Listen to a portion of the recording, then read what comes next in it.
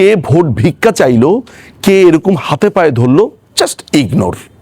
আমাদের একটাই কথা, একটাই সংকল্প, আমরা ভোট কেন্দ্রে যাব না এবং এই ভোটের এই ব্যালট যেটাকে তারা ভোট বলছে সেটিকে আমরা রিফিউজ করলাম।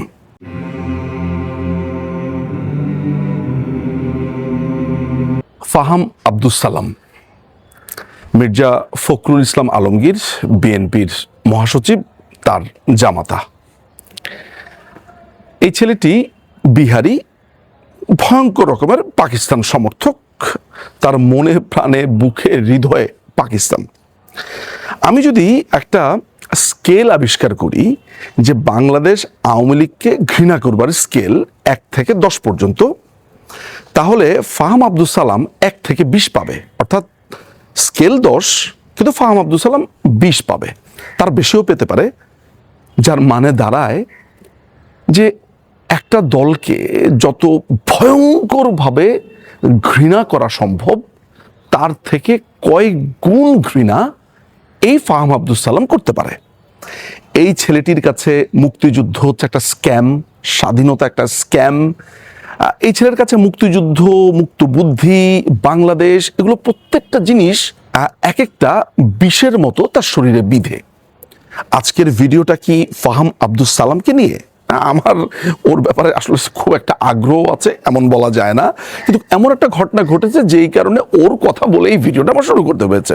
আজকে কেউ একজন শেয়ার দিয়েছে, সেইখান থেকে জানতে পারলাম যে ফাহাম আব্দুস সালাম বাংলাদেশ আওয়ামী লীগের নেতাকর্মীর কাছে ভোট ভিক্ষা চাইছে।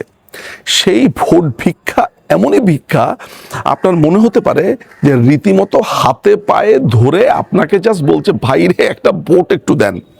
তো সে যেহেতু আসলে লিটারেলি হাতে পায়ে ওইভাবে ধরতে পারছে না, আনে বানে নানান ধরনের কথাবার্তা। আওয়ামী লীগকে 2 ভাগে ভাগ করে ফেলেছে, একটা হচ্ছে পলিটিক্যাল আওয়ামী লীগ, একটা হচ্ছে আওয়ামী লীগের সমর্থক। তারপরে নানান ধরনের তার মাথার মধ্যে তার যত আবর্জনা আছে সমস্ত আবর্জনা দিয়ে সে বুদ্ধি বের করেছে। সে মনে করেছে এখানে সে এই ধরনের কয়েকটা জার্গন শব্দ এগুলা বলে টলে সে একটা আলু ভর্তা বানিয়ে পাবলিককে বোঝাবে বাংলাদেশ আওয়ামী লীগের সমর্থকরা খুবই ভালো, বাংলাদেশ আওয়ামী লীগের নেতাকর্মীরা খুবই খারাপ, এই ভক্তরা এখন আমাদেরকে ভোট দিবে। কত বুদ্ধি! অর্থাৎ বাংলাদেশ আওয়ামী লীগের নেতাকর্মীদেরকে এরা বুদ্ধু মনে করে, এরা বোকা মনে করে যে এগুলো বলবে আর আমরা গিয়ে তাদের এই 12 তারিখের সিলেকশনে গিয়ে ভোট দিয়ে আসব। আপনি বুঝতেই পারছেন যে ফাহাম আব্দুস সালাম আমার কাছে একটি উদাহরণ মাত্র। এরকম অসংখ্য ফাহাম আব্দুস সালামরা এখন বাংলাদেশ আওয়ামী লীগের নেতা কর্মীদের হাতে পায়ে ধরছে, একটা ভোট ভিক্ষা চাইছে। আমাদেরকে ক্রমাগত ফেসিস্ট বলছে, খুনি বলছে, এই দেশে থাকতে পারবো না, এই দেশে বাস করতে পারবো না, এই দেশ আমার না, যা ইচ্ছে তাই বলছে। এই দেশটাকে একটা মৌলবাদের আখড়াতে পরিণত করেছে।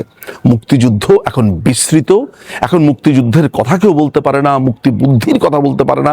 গতকালকে দেখলাম যে একটা news paper Times, Bangladesh Times, তাদের সমস্ত সাংবাদিকদেরকে উঠে নিয়ে গেছে সেনাবাহিনী, পুরো খাখা করছে একটা পুরো পত্রিকা অফিস।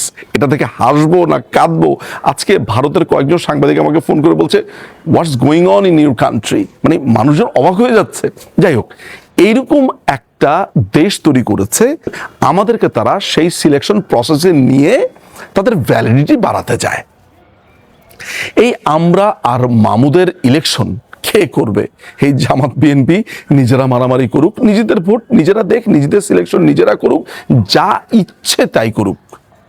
আমরা এই দেশের সেই দিনই ভোট করব, আমরা এই দেশের রাজনীতি এবং যা কিছু রয়েছে এগুলো সাধারণ মানুষদেরকে সাথে নিয়ে এই দেশকে একটি বসবাসযোগ্য করে তোলার জন্য আমাদের যে সংগ্রাম, তারপরেই সেখানে ভোট হবে।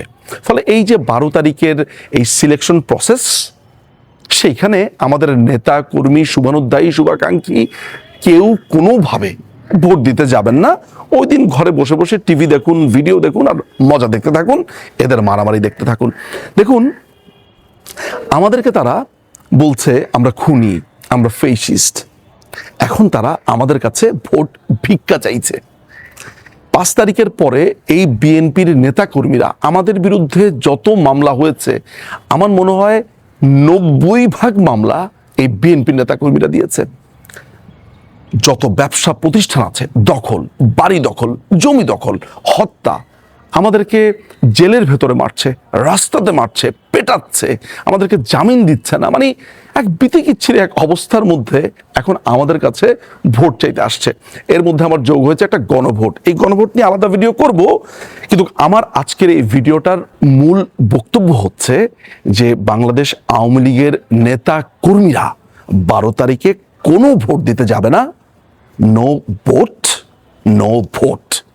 যেই ব্যালটে নৌকা নেই সেই ব্যালটে লাথি মারো এবং বাংলাদেশকে স্বাধীন করো। স্বাধীনতার পথেই আমাদের নেতাকর্মীদেরকে হাঁটতে হবে। সুতরাং কে ভোট ভিক্ষা চাইলো, কে এরকম হাতে পায়ে ধরলো, জাস্ট ইগনোর। আমাদের একটাই কথা, একটাই সংকল্প, আমরা ভোট কেন্দ্রে যাব না এবং এই ভোটের এই ব্যালট, যেটা তারা ভোট বলছে, সেটিকে আমরা রিফিউজ করলাম। অনেক ধন্যবাদ।